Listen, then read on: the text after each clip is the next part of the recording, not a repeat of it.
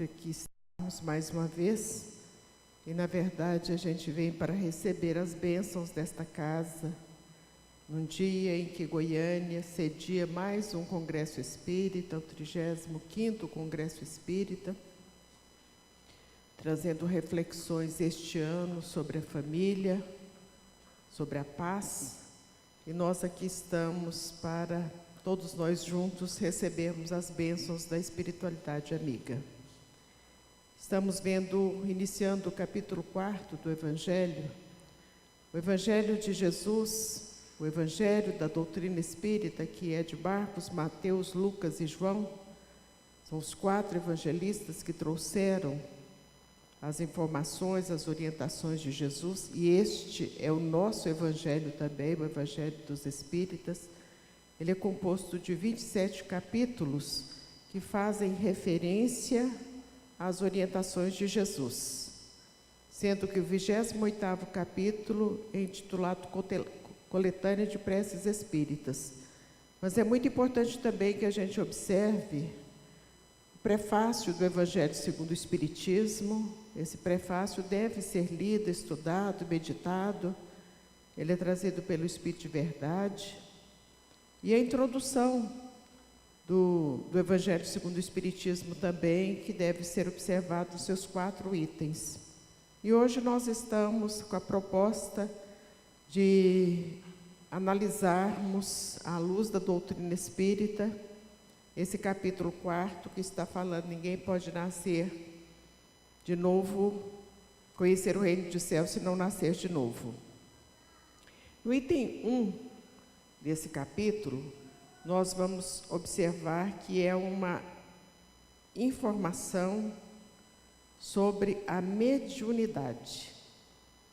Quando Jesus, que estava reunido com os apóstolos, ele diz: quem diz os homens que eu sou? E eles responderam: uns dizem que és Elias, outros dizem que és Jeremias. E o apóstolo Pedro comentou: tu és o Cristo, o Filho de Deus vivo. Replicou-lhe Jesus: bem-aventurado és tu, Simão, filho de Jonas, porque não foram a carne nem o sangue que te revelaram, mas meu Pai que está nos céus. Isso pode ser conferido nos evangelhos de Mateus e nos evangelhos de Marcos. Então, Jesus estava falando neste momento sobre a mediunidade. Aqui ele está falando sobre mediunidade, embora o capítulo todo vá falar sobre reencarnação e ressurreição. Nesse item específico, ele está falando sobre mediunidade. A mediunidade sempre existiu em todos os povos e em todas as épocas. Se nós formos lá nos povos politeístas, que eram Egito, Grécia, Roma, nós sabemos que existiam as sibilas, as pitonisas, que eram nomes dados àquelas jovens, aos magos que faziam previsões, que tinham orientações espirituais para passar para as pessoas. Portanto, os povos politeístas tinham os seus meios de comunicar com os espíritos. Se nós trouxermos para as Américas pré-colombiana, quer dizer, antes do descobrimento, antes de Cristóvão Colombo e Cabral, nós vamos ver todos os povos indígenas cultuando deuses, orixás ou outras entidades espirituais. Tinha a figura do pajé, que era a autoridade máxima com relação à religião. Se nós formos para a África, nós vamos ver também as religiões africanas, todas elas evocando espíritos. E não foi diferente com relação a Moisés. Primeira revelação com Moisés na justiça, tanto não foi diferente que ele, no Deuteronômio, os 5 primeiros livros da Bíblia são atribuídos a Moisés. E o último desses 5 primeiros livros chama-se Deuteronômio, que quer dizer segunda lei. Nesse livro, ele proíbe a comunicação dos espíritos. Se ele proíbe, é porque existia. Porque ninguém vai proibir uma coisa que não existe. Ele fez uma ressalva, que ele poderia continuar recebendo os espíritos. E por que ele proíbe? Porque esses que estavam vindo do cativeiro do Egito traziam práticas que não eram recomendadas naquele momento. Eles utilizavam indevidamente a mediunidade. Se nós continuarmos caminhando aí ao longo dos tempos, nós vamos ver Jesus, médium de Deus. Vamos ver os apóstolos em atos de mediunidade. Atos dos Apóstolos é considerado o livro do Espírito Santo, dos Espíritos Santificados. Quantas e quantas vezes o apóstolo Pedro, o apóstolo João, o apóstolo Paulo chegavam em determinados lugares e ali aconteciam as manifestações mediúnicas. Ao longo da Idade Média, já deixamos o cristianismo primitivo, que também houve muitas e muitas manifestações, e ao longo da Idade Média, houveram tantas comunicações que muitos foram queimados vivos. Muitos. A gente sabe de João Rans, de Joana d'Arc, mas se procurarem um livro que se chama Os Cátaros e a Heresia Católica, nós vamos ver que esses povos, os cátaros, que habitavam o sul da França, foram dizimados, porque os hereges, aquelas pessoas que não estavam de acordo com as religiões oficiais, a pena para o herege era a morte por fogueira. Então eles foram, muitos e muitos foram queimados vivos. Quando inicia o século XIX, as manifestações mediúnicas surgiram nos Estados Unidos 9 anos antes da codificação. E toda a Europa foi envolvida no que muitos diziam ser uma epidemia de desequilíbrio. Procurem nas revistas espíritas de Paris.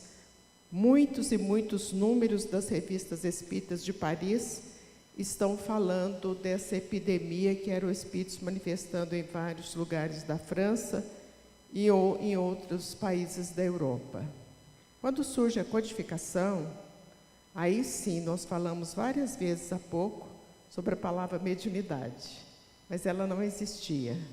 A palavra mediunidade, ela surge com Kardec, a palavra, não a mediunidade, porque lá no Velho Testamento são os profetas, são os apóstolos, na Idade Média são os santos, porque dependendo da corrente religiosa que eles eram albergados, eles eram considerados santos. E se não fosse daquela corrente, aí eles eram hereges e eram queimados. Por exemplo, Santo Antônio.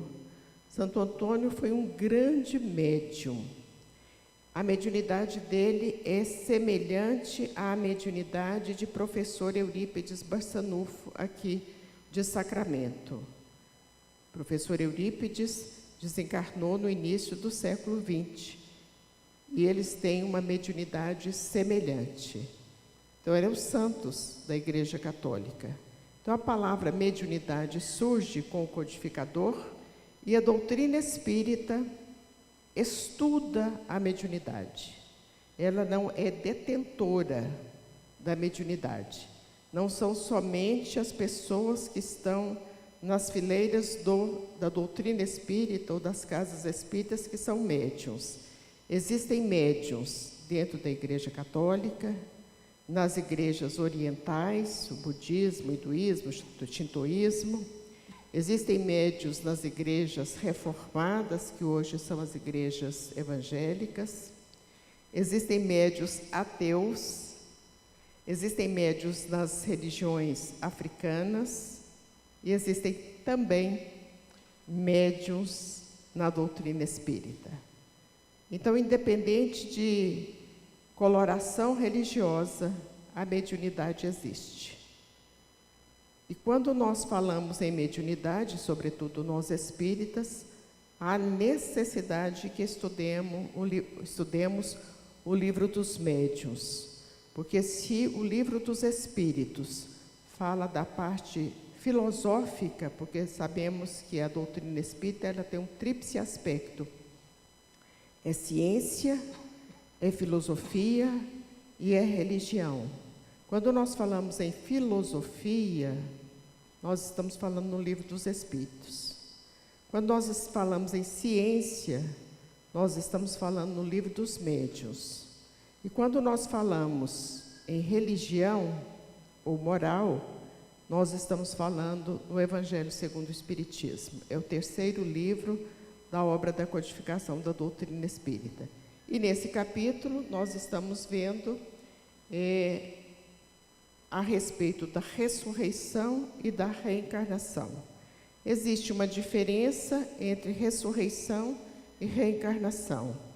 Ressurreição atribui-se a Jesus. Ressuscitou no terceiro dia, ali onde estavam aquelas mulheres, ficou por 40 dias. 40 dias ele ficou aqui com os discípulos, com as pessoas mais próximas, se manifestou para aquelas senhoras, manifestou também para os apóstolos, se manifesta na estrada de Emaús, onde ele caminha por longo tempo com dois discípulos que estavam indo para essa cidade. Se manifesta a luminosidade com Paulo de Tarso. Isso é ressurreição. A reencarnação é diferente de ressurreição. A reencarnação foi o diálogo que Jesus teve com Nicodemos. E o interessante é que nesse diálogo que Jesus tem com Nicodemos era um doutor da lei, era um homem muito preparado, membro do Sinédrio. O Sinédrio era o Supremo Tribunal Federal, era a autoridade máxima do judaísmo, só que ele envolvia todos os aspectos das administrações, tanto a parte da legislação, quanto a parte da administração, como o tribunal. E ainda havia a parte religiosa. Então, a pessoa, para ser membro do Sinédrio, era uma pessoa muito, muito importante. E ele, Nicodemos, membro do Sinédrio. E ele se dirige a Jesus dizendo, mestre, reconhecendo a importância de Jesus. Como é que eu faço? Como é que é essa história para encontrar o reino de Deus? Tem que nascer de novo? É a pergunta que ele faz, a pergunta coloquial que ele faz ali naquele momento. E Jesus responde para ele, mas você que é mestre em Israel não sabe dessas coisas? E aí então, antes, já havia tido uma conversa, um burburinho por lá, que João Batista já havia vindo. E Jesus diz, João Batista já veio e não o reconheceram, porque João Batista é a reencarnação do profeta Elias. E o profeta Elias é aquele que houve uma dissidência ali, com um litígio, um desentendimento com os sacerdotes de Baal, que era uma seita politeísta, e ele, o profeta Elias, manda decapitar a cabeça desses sacerdotes de Baal. Daí então, mais para frente, a mando do rei Herodes, ele também tem a sua cabeça decapitada. Naquele momento, Jesus está nos colocando, nos orientando, nos mostrando a reencarnação. Nesses primeiros itens, e discorremos muito sucintamente sobre eles, mas que podem ser conferidos na leitura do Evangelho segundo o Espiritismo, nesse capítulo 4. E a doutrina espírita está toda ela, é princípio da doutrina espírita, a reencarnação. E por que a doutrina espírita é princípio da reencarnação? A doutrina espírita é a terceira revelação da lei de Deus. A primeira com Moisés e a justiça, a segunda com Jesus e o amor, e a terceira com o Espiritismo ou Kardec, e a verdade que consola. Então, se nós estamos discorrendo sobre a verdade, e já falamos há pouco que o prefácio desse livro, Evangelho segundo o Espiritismo, é assinado pelo Espírito Verdade, ele vem nos contar as verdades da vida. E sem reencarnação não existe possibilidade de justiça.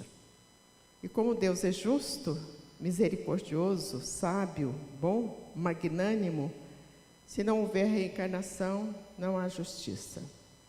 Quando a gente adentra pela literatura espírita, nós vamos observando as informações sobre as reencarnações. Mas se nós olharmos nas nossas vidas, nós vamos ver na nossa família diferença de pessoas. Uns filhos que, embora os pais insistam, se esforcem tanto, eles não conseguem um sucesso na vida, são rebeldes, enfermos às vezes, e outros que a gente nem sequer insiste tanto, mas que eles vão palmilhando pelos caminhos da orientação pela lei, da orientação pelo Evangelho. Então, dentro da nossa casa, a gente pode ver as diferenças que existem. Isso é uma proposta da reencarnação. E essa reencarnação, o objetivo é exatamente de reencarnarmos até atingirmos a condição de anjos. Por isso tem no túmulo de Kardec, em Paris, uma frase que diz assim: nascer, morrer, renascer às vezes, evoluir sempre. Esta é a lei da evolução. Como é que a gente evolui? Evolui através da reencarnação. Quando nós maculamos, quando nós infringimos a lei, quando nós cometemos algum delito, na outra encarnação a gente vem para ressarcir, para pagar essa conta. E às vezes nossos delitos são tão relevantes, são tão grandiosos, que em uma encarnação só, provável que não dê para a gente quitar a conta. Quando a gente vai lá na questão número 100 do Livro dos Espíritos, ela vai falar sobre a classificação dos espíritos. Na base, estão os espíritos imperfeitos. E daí vai subindo até chegarmos ao ápice dessa pirâmide, se a gente fosse projetar numa pirâmide, até chegarmos ao ápice dessa pirâmide, e lá nós vamos encontrar os espíritos puros. Todos nós que estamos nessa base, vamos chegar a espíritos puros. Agora, para a gente saber onde é que a gente está mesmo, se a gente já está no ápice da pirâmide, nós vamos fazer uma pergunta, não precisam responder, não precisam levantar o dedo, podem ficar como estão. E aí a gente vai observar qual a nossa categoria, em que categoria nós estamos na evolução espiritual. O espírito puro é espírito puro, portanto, ele não tem mágoa, ele não tem ressentimento, não tem rancor, não tem ódio, não tem inveja, não tem ciúme, nada disso. O que está na base tem todas essas imperfeições. E as imperfeições são características de pessoas ignorantes, por isso é que elas são atrasadas. Pergunto, alguém aqui não precisa levantar o dedo, não precisa fazer nenhum movimento, é só para a gente saber em que altura dessa pirâmide nós já estamos. Alguém aqui já teve mágoa, eu não estou falando ódio não, mágoa, de outra pessoa, da mulher, do marido, do chefe, da mãe, do pai, do cunhado, da nora, da sogra? Se teve, já está aqui na base da pirâmide. Mas vamos lá, alguém aqui já teve inveja de outro, porque tem o cabelo mais bonito, porque é mais magrinho, porque fala melhor, porque ganha mais? Base da pirâmide. E nós poderíamos ficar aqui muito tempo fazendo outras tantas perguntas, mas aí a gente ia sair daqui muito humilhado, né? Porque nós estamos realmente na base da pirâmide. E como nós estamos na base da pirâmide, nós precisamos de reencarnar. E a reencarnação é tão necessária porque nós, quando Kardec pergunta aos espíritos onde estava escrita a lei de Deus, os espíritos, os imortais, respondem para ele assim, na nossa consciência. Quando nós infringimos a lei, ninguém precisa contar para a gente, como agora também ninguém levantou o dedo, mas sabe, né? Não precisa ninguém nos contar que a gente infringiu a lei. Quando a gente passa num sinal fechado, a gente sabe que passou. Já passei mesmo, está passado, mas a gente sabe que passou. A gente, quando tem uma pessoa na faixa de pedestre, a gente passa, a gente sabe também que ele estava lá e a gente passou. Então, a gente sabe o que a gente fez de equívoco. E aí, quando a gente sabe, a gente pede na outra oportunidade reencarnatória para vir consertar o delito. E aí a gente pede para ser filho do fulano, casado com o cicrano, nora de não sei quem, sogra daquele outro, cunhado, e por aí vai. Filho, que é aquele filho que demora a acordar, que não levanta cedo, que não escova o dente, que vai para a escola e mata a aula, que toma bomba, e por aí vai. A gente estava tudo acertado lá no plano espiritual. O Divaldo tem um vídeo passando por aí, que ele fala sobre o parafuso familiar. E quando nós temos algum objeto, vamos tirar o parafuso desse microfone aqui, ele vai ficar caindo, ele não vai funcionar. E também, se a gente apertar muito esse parafuso, ele vai espanar, não vai dar certo. Então a gente não pode deixar o parafuso solto e não pode apertar demais. Daí então vem o sentimento do amor, que é esse sentimento que Jesus nos conclama que tenhamos. Porque quando a gente tem o sentimento do amor, a gente aperta o parafuso do tanto certo, e aí a importância da oração para que a gente tenha as intuições, as inspirações, a sabedoria e a humildade para apertar o parafuso na hora certa. O Chico uma vez recebeu uma senhora e nos mostra a importância desse apertar o parafuso no tanto exato. Recebeu uma senhora muito bem posta, muito bonita, e ela disse a ele: Chico, eu estou com uma enfermidade gravíssima. E ele pergunta a ela qual era a enfermidade, embora certamente o doutor Bezerra já tivesse até contado, mas ele pergunta, por caridade ele pergunta. E ela diz a ele assim: nos meus tendões começa a doer muito, tendão de pescoço, braço, perna, e por aí vai. Começa a doer muito. Isso normalmente era uma quarta-feira.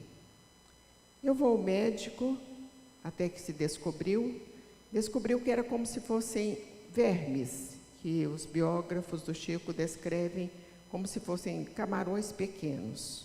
E esses bichinhos, nesses tendões, eles vão infiltrando, coça e dói demais. E então, no sábado, normalmente, eu vou ao centro cirúrgico para que o médico faça uma anestesia e retire esses bichinhos, e eu sutura, faço os curativos, eu vou para casa, passo o domingo, a segunda, a terça, boazinha. Na quarta-feira começa tudo de novo. É uma situação desesperadora. E o Chico diz a ela: minha filha, confie em Deus, porque nada ocorre que não esteja nas previsões da espiritualidade amiga, que não esteja sobre a outorga, sobre o comando do Senhor. Faça suas orações, peça a Deus para aliviar essas aflições suas. Mas, esse mas sempre é uma adversativa que está contando para a gente que a gente vai mudar o rumo da história, né, da conversa. Mas, encarnações pretéritas, ou a reencarnação aí funcionando. Em reencarnações pretéritas, você era uma senhora de engenho, muito formosa, muito bonita, rica, bem casada, família estruturada, e eis que surge lá na sua fazenda, engenho, eis que surge lá na sua fazenda uma escrava, também muito linda. Todos nós sabemos que a escravatura no Brasil foi uma situação que trouxe muitas questões kármicas, Somente as Américas trouxeram escravaturas ou escravos por questões raciais. Os demais países onde aconteceram escravos eram por questões políticas, mas não por raciais. Mas chega então essa jovem lá na sua fazenda, escrava, e o marido se envolveu bastante com essa moça. Ela era propriedade dele, ele tinha direito, pelos costumes da época, ele tinha o direito.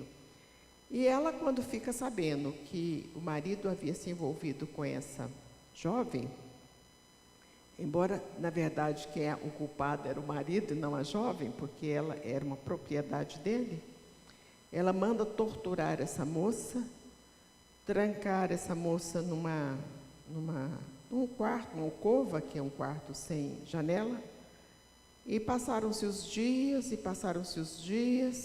e um determinado momento que alguém abre esse quarto, percebe que lá estava um cadáver e cheio de vermes. O tempo passou, a moça reencarnou de novo, tanto que estava lá na casa do Chico, e o problema veio à tona com muito vigor, que eram esses bichos no corpo. E o Chico então diz a ela: somente o amor, que cobre a multidão dos pecados, poderá resolver essa questão. Ela foi embora, passou um tempo, ela retorna com uma menina de cor negra no braço. E aí o Chico pergunta a ela se ela tinha sarado. Ela falou: sarei, eu estou ótima, porque do momento em que eu adotei essa criança, que é a minha filha do coração, os vermes foram embora. Então a menina foi preparada, esse espírito foi preparado, nasceu, não se sabe, nas biografias não se sabe quem eram os pais, o certo é que já houve essa adoção, e do momento que ela adotou a criança, toda essa dificuldade, todo esse sofrimento foi sanado exatamente pela bênção das reencarnações, tanto dela quanto da criança que veio para ser filha dessa senhora que a havia torturado em outros momentos. A obra da Dona Ivone do Amaral Pereira, sobretudo o livro Memórias de um Suicida, vai contar histórias muito interessantes sobre reencarnações. Vai contar a história do Mário Sobral e da Eulina. Quem tiver o livro em casa, verifiquem que o Mário Sobral, por ciúme, ele esgana, ele enforca a Eulina e depois ele suicida. Em encarnações posteriores, ele sem as mãos ficaram no pescoço, na consciência dele, as mãos ficaram no pescoço da Eulina.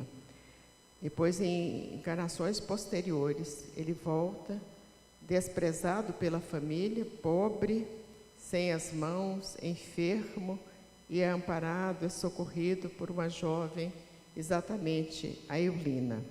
Toda a obra de André Luiz vai contar também muitas histórias muito interessantes a respeito das reencarnações. Então, a reencarnação é um fato real e a misericórdia divina, a misericórdia de Deus para todos nós que ainda estamos jornadeando na base da pirâmide do processo evolutivo. Que Jesus nos abençoe e muita paz.